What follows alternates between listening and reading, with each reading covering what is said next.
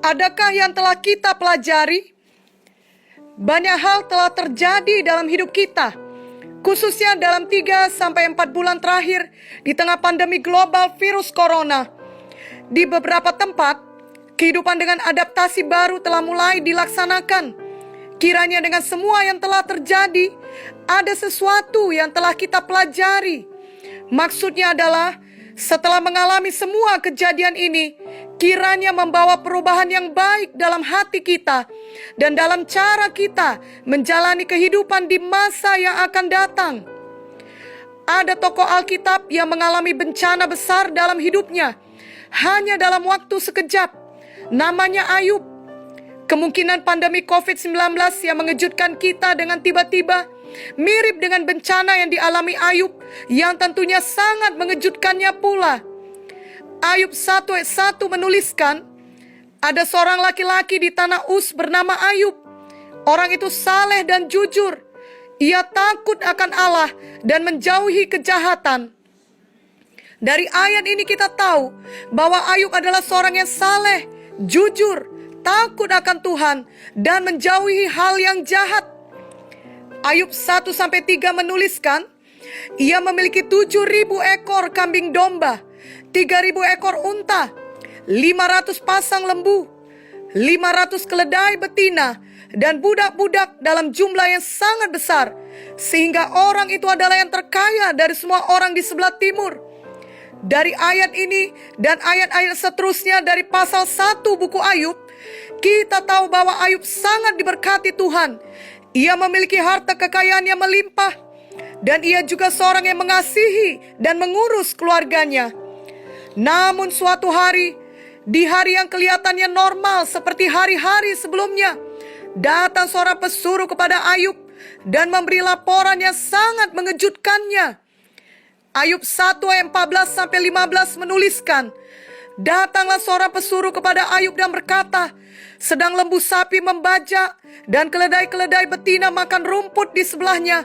Datanglah orang-orang Sheba menyerang dan merampasnya, serta memukul penjaganya dengan mata pedang. Hanya aku sendiri yang luput, sehingga dapat memberitahukan hal itu kepada Tuhan. Belum lagi siap ia berbicara, datang lagi orang lain menyampaikan kabar buruk kepada Ayub. Ayub 1 ayat 16 menuliskan, sementara orang itu berbicara, datanglah orang lain dan berkata, api telah menyambar dari langit dan membakar serta memakan habis kambing domba dan penjaga-penjaga. Hanya aku sendiri yang luput, sehingga dapat memberitahukan hal itu kepada Tuhan. Kemudian datang lagi orang ketiga membawa berita sangat buruk. Ayub 1 ayat 18-19 menuliskan, sementara orang itu berbicara, datanglah orang lain dan berkata, anak-anak Tuhan yang lelaki dan yang perempuan sedang makan-makan dan minum anggur di rumah saudara mereka yang sulung. Maka tiba-tiba angin ribut bertiup dari seberang padang gurun. Rumah itu dilandanya pada 4 penjurunya, dan roboh menimpa orang-orang muda itu, sehingga mereka mati. Hanya aku sendiri yang luput, sehingga dapat memberitahukan hal itu kepada Tuhan. Mari kita berhenti sejenak dan membayangkan bila kita ada dalam posisi menerima semua kabar buruk seperti itu. Ayub adalah seorang yang saleh, jujur, takut akan Tuhan, dan menjauhi kejahatan. Dan ketika semua hal buruk itu terjadi, sepertinya Tuhan diam saja. Kita akan melihat bahwa bencana yang dialami Ayub tidak ada yang sia-sia.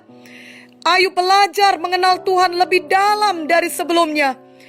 Walau sebelumnya Ayub merupakan orang yang hidup dalam jalan Tuhan, namun setelah ia mengalami semua kesakitan tersebut, ia lebih lagi mengenal Tuhan dan jalan-jalan Tuhan. Kiranya kita juga demikian. Dengan mengalami pandemi COVID-19 atau dengan mengalami masalah apapun dalam hidup kita, biarlah semua pengalaman yang sulit itu tidak sia-sia. Janganlah kita sama saja dengan sebelumnya, tapi biarlah kita belajar lebih mengenal Tuhan dan jalan Tuhan dalam hidup kita. Yang pertama, kiranya masalah yang kita alami mengajari kita untuk merendahkan diri dan bertobat dari dosa-dosa kita. Janganlah kita tetap mengeraskan hati, Jangan pula kita menghakimi orang lain yang memiliki masalah lebih berat daripada kita. Mari kita baca Lukas 13 ayat 1 sampai 5. Pada waktu itu datanglah kepada Yesus beberapa orang membawa kabar tentang orang-orang Galilea yang darahnya dicampurkan Pilatus dengan darah korban yang mereka persembahkan. Yesus menjawab mereka, "Sangkamu orang-orang Galilea ini lebih besar dosanya daripada dosa semua orang Galilea yang lain, karena mereka mengalami nasib itu? Tidak, kataku kepadamu, tetapi jikalau kamu tidak bertobat, kamu semua akan binasa atas cara demikian. Atau sangkamu ke-18 orang yang mati ditimpa menara dekat Siloam lebih besar kesalahannya daripada kesalahan semua orang lain yang diam di Yerusalem? Tidak, kataku kepadamu, tetapi jikalau kamu tidak bertobat, kamu semua akan binasa atas cara demikian." Jadi masalah dan bencana terjadi pada semua orang, yang baik dan yang jahat. Mungkin sama seperti gambaran di mana pandemi COVID-19 melanda seluruh dunia dalam beberapa bulan terakhir ini. Bukan bagian kita untuk memberi label kepada orang bahwa itu terjadi karena kesalahannya, atau itu terjadi karena penghukuman Tuhan. Bukan demikian. Justru bagian kita adalah bertobat. 2 Tawarik 7 ayat 14 berkata, "Dan umatku yang atasnya namaku disebut, merendahkan diri, berdoa dan mencari wajahku, lalu berbalik dari jalan-jalan yang jahat, maka aku akan mendengar dari sorga dan mengampuni dosa mereka, serta memulihkan negeri mereka." Kerap kali kita mendengar kesaksian bahwa banyak orang datang kepada Tuhan karena bencana atau masalah yang mereka hadapi. Ada karena sakit, ada karena kehilangan pekerjaan, ada karena kehilangan orang yang mereka kasihi. Walau yang paling baik adalah kita mau mendekat kepada Tuhan tanpa harus mengalami kesakitan, namun tak dapat dipungkiri bahwa situasi sulit dapat dipakai Tuhan untuk membawa kita mendekat kepadanya. Pandemi COVID-19 membuat banyak orang berpikir lebih dalam akan hal-hal di dalam kehidupan mereka yang mungkin selama ini tidak pernah mereka pikirkan atau renungkan, sebab penuh dengan kesibukan atau rutinitas sehari-hari. Tapi dengan adanya social distancing dan selama beberapa bulan banyak orang hanya berdiam di rumah masing-masing, itu membuka kesempatan untuk memikirkan hal-hal yang penting, hal-hal rohani, hal-hal kekal, hal-hal mengenai Tuhan. Kesulitan hidup memang dapat membuat beberapa orang menjauh dari Tuhan. Mereka justru menjadi meragukan Tuhan dan menyalahkan Tuhan. Tapi sebaliknya bagi beberapa orang lainnya, itu justru membuat mereka mencari Tuhan dan semakin mendekat kepada Tuhan. Dan Tuhan selalu mengasihi kita. Ia mengerti tangisan kita. Bahkan Dia mengerti semua keluh kesah dan pertanyaan kita. Dan dengan firman-Nya, Ia akan memberi jawaban bagi kita. Sama seperti yang Tuhan lakukan bagi Ayub, Tuhan juga mau melakukannya bagi kita. Ayub pada awalnya merasa Tuhan berbuat tidak adil, sebab ia tidak dapat mengerti mengapa Tuhan izinkan semua hal buruk terjadi. Namun Tuhan kemudian menjawab Ayub. Kita dapat membacanya dalam Ayub 38 dan 39. Dan Ayub merendahkan diri di hadapan Tuhan. Firman Tuhan membuka mata Ayub. Ayub 42 ayat 5-6 menuliskan, "Hanya dari kata orang saja aku mendengar tentang engkau, tetapi sekarang mataku sendiri memandang engkau. Oleh sebab itu aku mencabut perkataanku, dan dengan menyesal aku duduk dalam debu dan abu." Biarlah kita juga demikian. Semua kesulitan kita kiranya membawa kita mendekat kepada Tuhan, merendahkan diri, bertobat dari dosa kita, mencabut perkataan kita yang tidak benar, dan biarlah mata kita dapat melihat Tuhan sebagaimana Ia adanya. Yang kedua, kiranya masalah yang kita alami mengajari kita untuk mengingat kebaikan Tuhan kepada kita selama ini. Kita ikut berduka cita atas banyaknya nyawa yang hilang dikarenakan pandemi COVID-19, khususnya dari tenaga medis yang kehilangan nyawa mereka karena melayani orang lain. Mereka semua adalah pahlawan, walau mungkin tidak banyak orang tahu nama mereka satu persatu. Namun di saat yang sama, bagi kita yang sehat sampai saat ini, biarlah kita bersyukur.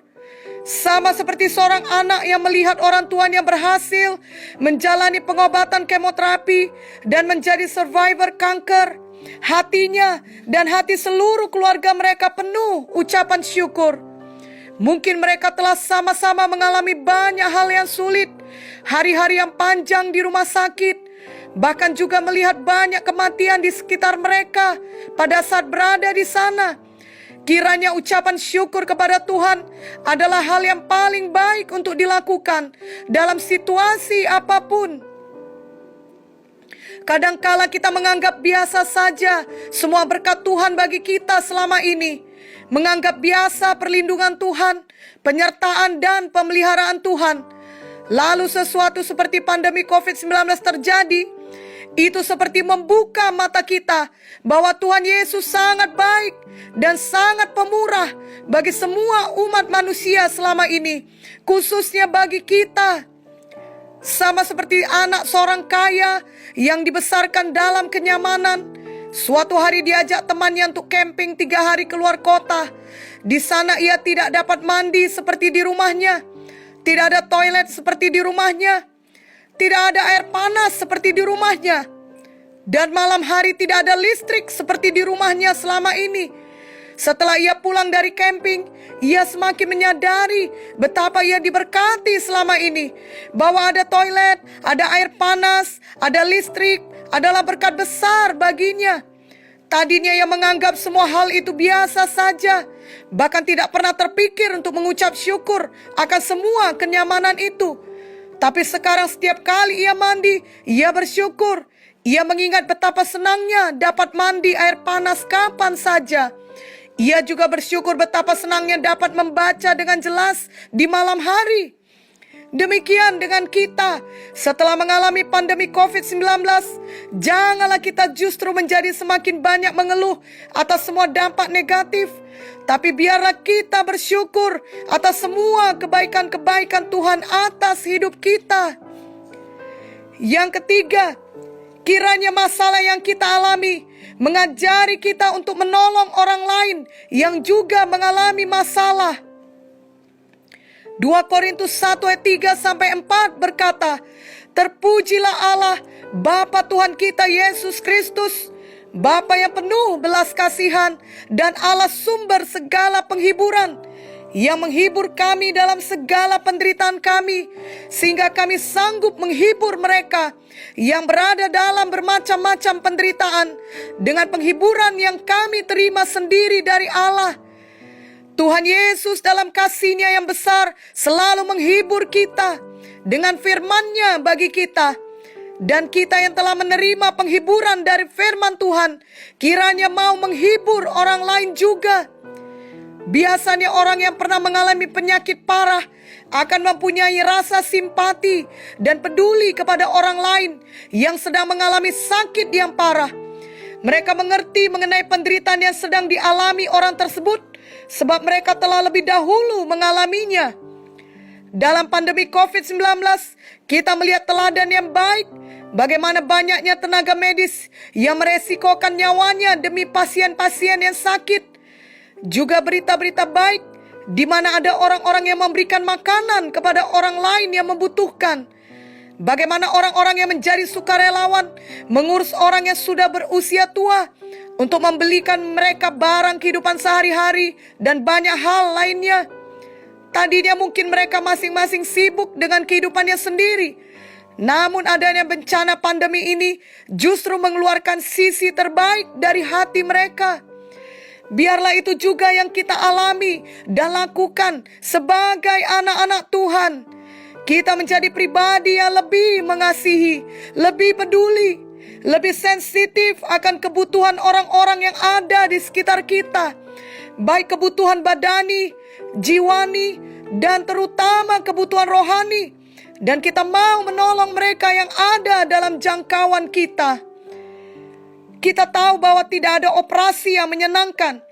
Kebanyakan orang tidak akan memberikan dirinya dioperasi kecuali hal itu memang diharuskan demi kesehatannya. Dan kebanyakan operasi besar harus dilakukan dengan obat bius, sebab manusia dalam keadaan sadar tidak akan sanggup mengatasi rasa sakit saat dioperasi. Namun bila operasi berjalan baik sesuai yang diharapkan, itu membawa kesembuhan dan kesehatan bagi orang tersebut.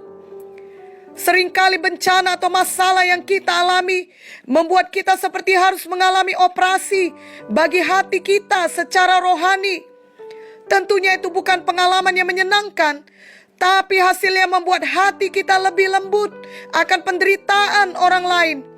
Kita tidak lagi seenaknya menuduh, menghakimi, atau menggosipkan seperti yang dahulu kita lakukan.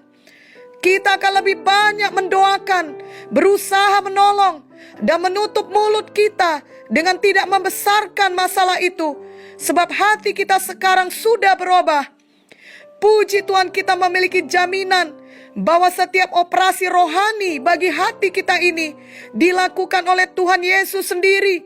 Ia tidak pernah memaksa, namun bila kita mau, maka kita akan diubahkan menjadi lebih seperti Dia. Kita akan lebih mengasihi orang lain lagi. Yang keempat, kiranya masalah yang kita alami mengajari kita untuk mengingat janji Tuhan akan rumah kita yang kekal. Mari kita membaca dari Wahyu 21 ayat 3 sampai 5. Lalu aku mendengar suara yang nyaring dari tahta itu berkata, "Lihatlah, kemah Allah ada di tengah-tengah manusia, dan Ia akan diam bersama-sama dengan mereka.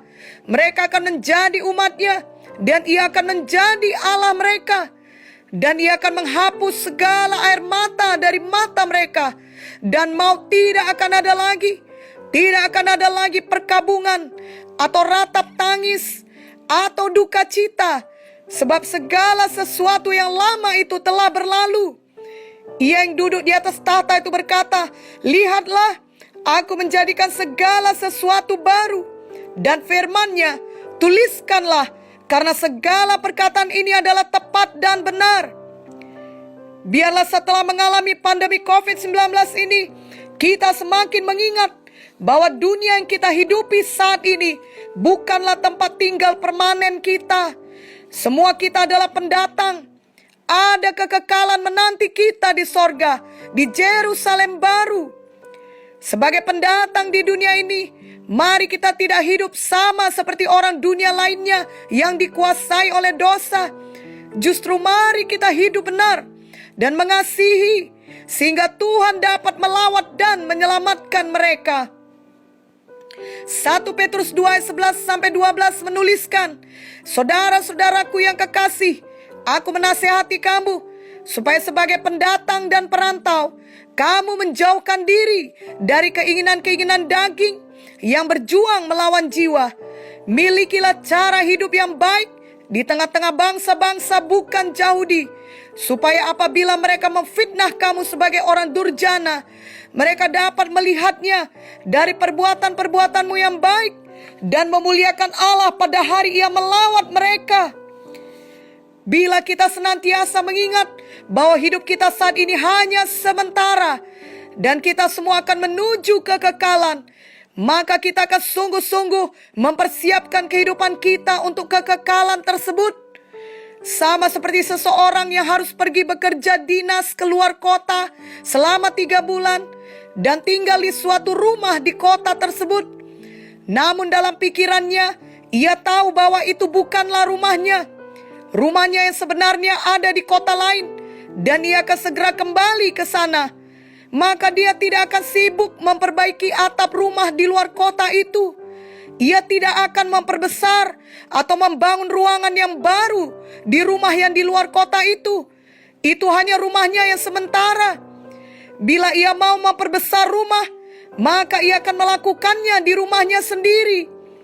Demikian kita mengumpul harta di sorga, di rumah kita yang sebenarnya, dengan terus menginjil dan melakukan perbuatan baik untuk Tuhan. Yang kelima, kiranya masalah yang kita alami mengajari kita untuk bersandar hanya kepada Tuhan Yesus saja. Ayub mengalami banyak kehilangan. Ayub bahkan dapat dikatakan mengalami depresi berat. Tetapi dengan kasih karunia Tuhan, Ayub tetap percaya kepada Tuhan. Mari kita baca Ayub 19 ayat 25 sampai 27. Tetapi aku tahu penebusku hidup, dan akhirnya ia akan bangkit di atas debu. Juga sesudah kulit tubuhku sangat rusak, tanpa dagingku pun aku akan melihat Allah. Yang aku sendiri akan melihat memihak kepadaku. Mataku sendiri menyaksikannya dan bukan orang lain. Hati sanubariku merana karena rindu. Dalam Ayub 42 ayat 5-6 yang sudah kita baca tadi, kita tahu bahwa Ayub merendahkan diri dan bertobat dari mempertanyakan Tuhan. Dan Tuhan memulihkan keadaan Ayub. Ayub 42 ayat 10 menuliskan, lalu Tuhan memulihkan keadaan Ayub setelah ia meminta doa untuk sahabat-sahabatnya. Dan Tuhan memberikan kepada Ayub 2 kali lipat dari segala kepunyaannya dahulu. Hanya Tuhan Yesus saja yang dapat menolong dan menghibur kita. Hanya Tuhan Yesus yang sanggup menjaga kita dan memelihara kita. Hanya Tuhan Yesus yang berkuasa melindungi kita dan memulihkan kita.